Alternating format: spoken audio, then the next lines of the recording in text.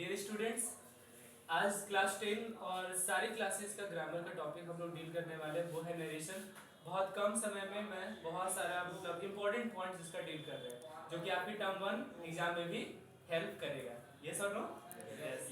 चलिए देखिए, नरेशन आपको सबसे पहले मेन इसमें समझना होगा कि नरेशन में चेंज करना होता है, वो है डायरेक्ट स्पीच को इनडायरेक्ट स्पीच में बदलना होता है।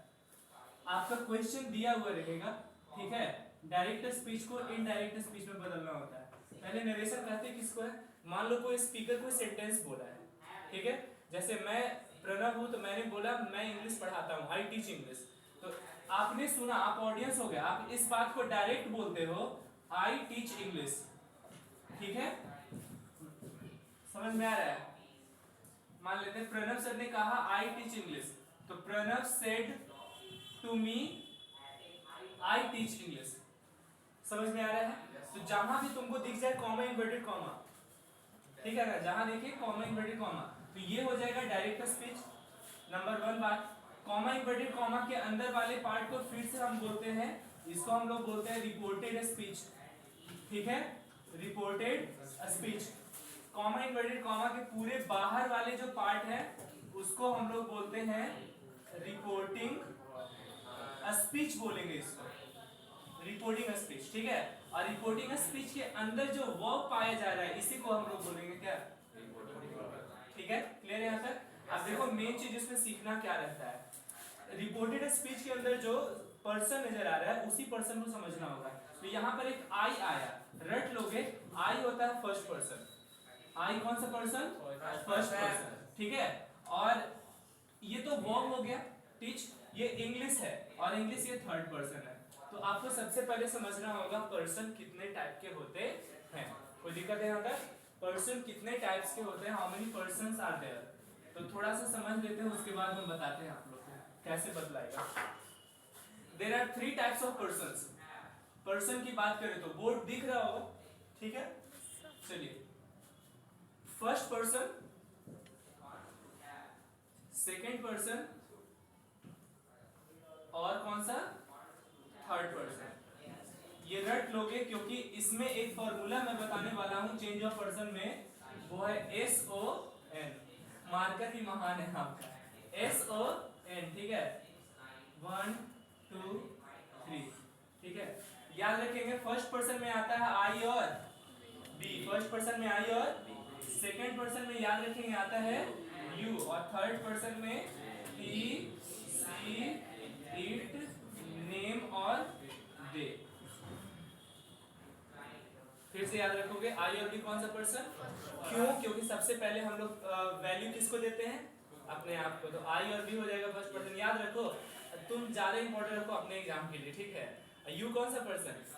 सेकंड पर्सन हो गया। और ही सी इट नेम दे कौन सा पर्सन? अच्छा, यू सेकंड पर्सन ही क्यों है? क्योंकि उसके बाद वैल्यू देते हैं अपने बाद किसी को, तो वो सामने वाले को, तो यू हो गया। और third person he she it name they जो बाद में दिख रहा है, ठीक है।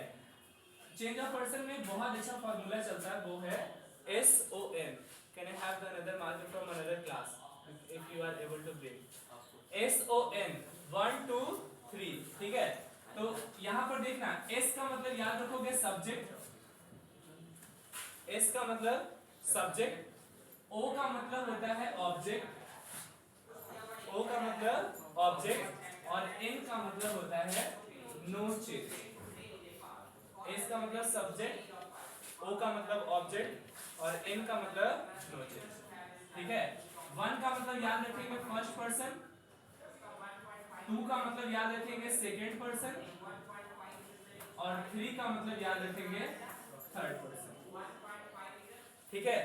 तो याद रखेंगे first person is change according to subject, second person is change according to, and third person is not change. अब देखो हम लोग बदलते हैं, फिर से बोलना, आई और बी कौन सा person? First person, you second person, he she it name they third person, ठीक है। चलिए, उसके बाद हम लोग आगे समझने की कोशिश करते हैं। अब चलो एक क्वेश्चन देते हैं, समझना। मैं इसको मिटाता हूं, आप समझिएगा। ही सेड टू मी, चलिए, यू आर माई फ्रेंड। अब छोटी सी चीज से समझना, यू आर माई फ्रेंड। अच्छा बताओ, कॉमा इन्वर्टेड कॉमा है तो ये कौन सा स्पीच है? डायरेक्ट स्पीच है, कोई दिक्कत नहीं। अब देखो ही, कुछ बातें याद रखना।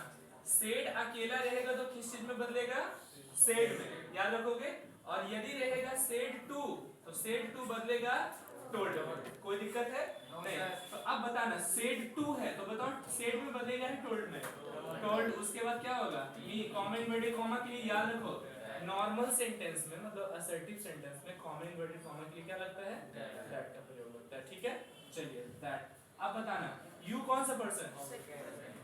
Second person. ठीक है, सेकंड पर्सन किसके अनुसार? तो हम देखो फिर से हम लिख रहे हैं, साफ से लिख रहे हैं, S O N 1 2 3। First person subject के अनुसार, second person is change according to object, third person no change. तो यू तो अभी मैंने बताया था सेकंड पर्सन होता है, तो सेकंड पर्सन को बदलना किसके अनुसार? ऑब्जेक्ट अनुसार। ऑब्जेक्ट में मी है और यहाँ पर देखो यू सब्जेक्टिव केस है ना, तो ये क्या हो जाएगा यहाँ पर? आई। Any problem? आई। अब बताना एक चीज, जहां भी इज एम आर रहेगा उसको बदलना है वॉज और वेयर में। जहां भी इज एम आर वहां बदलेगा वॉज और वेयर। कब? जब रिपोर्टिंग वर्ब पास्ट में रहे। देखो से प्रेजेंट है और सेड क्या है? पास्ट है। तो इज एम आर को वॉज वेयर में, तो आई क्या लेगा? वॉज। आप लोग सब समझ रहे हो? I was. अब देखो पर्सन तो बदलेगा, तो माई कौन सा पर्सन है? First person. कैसे? तो मैंने आई को बताया फर्स्ट पर्सन, तो आई तो माई, माई तो आई का ही पार्ट हो गया ना। आई, मी, माई, माइन, तो माई भी first person. First person is change according to subject. Subject में क्या है? ही है। अब माई पॉजेसिव केस है, मेरा, तो ही का भी पॉजेसिव केस लेंगे, केस बदलता नहीं। तो आई वाज हिज फ्रेंड। अब देखो फ्रेंड क्या था? तो थर्ड पर्सन है कॉमन नॉन में, तो थर्ड पर्सन नो चेंज, तो नहीं बदला। हम उम्मीद करते हैं चेंज ऑफ पर्सन आप लोगों को समझ में आ गया होगा। अब हम सीधा चलते हैं चेंज ऑफ टेंस की ओर। थोड़े स्नैप चल रहे हैं ताकि बच्चों को आसानी से एक ही क्लास में समझ में आ जाए।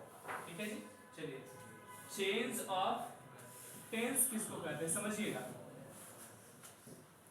देखो एक क्वेश्चन यही है, he said to me, change of person clear हो गया? एक बार फिर से बता दो।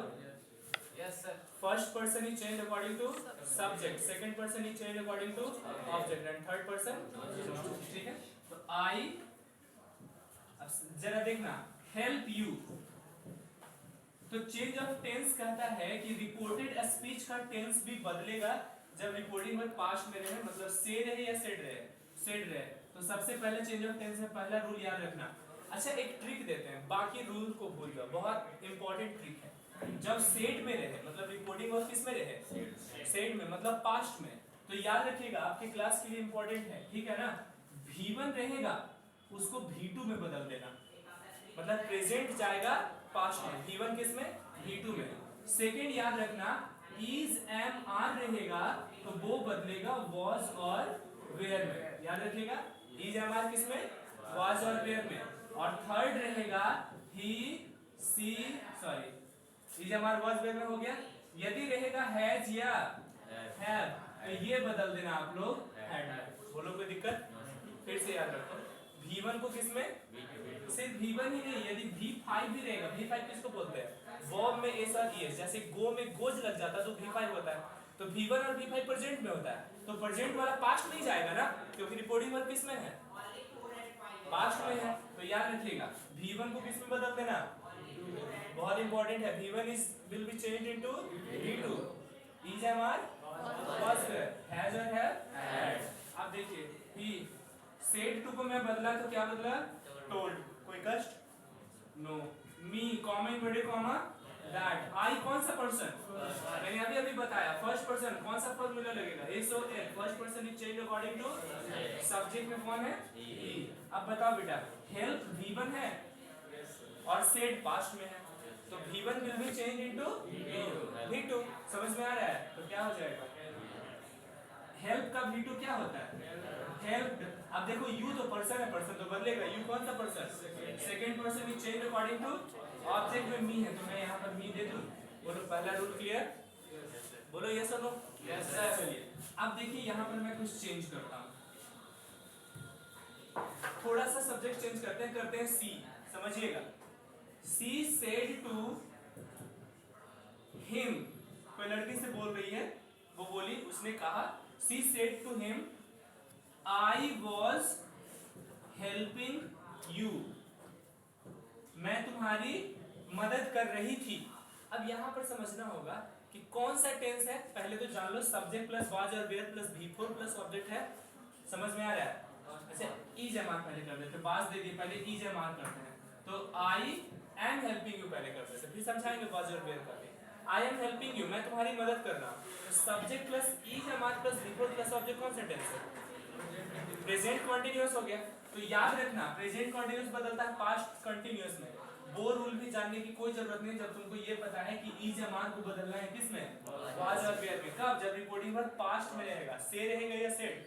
सेड रहेगा। तो अब बदलिए मेरे साथ, आप बदल रहे हैं डायरेक्ट स्पीच को किसमें? इनडायरेक्ट स्पीच में। तो सी सेड टू किसमें बदलेगा? टोल्ड में। कोई कष्ट? टोल्ड किसको?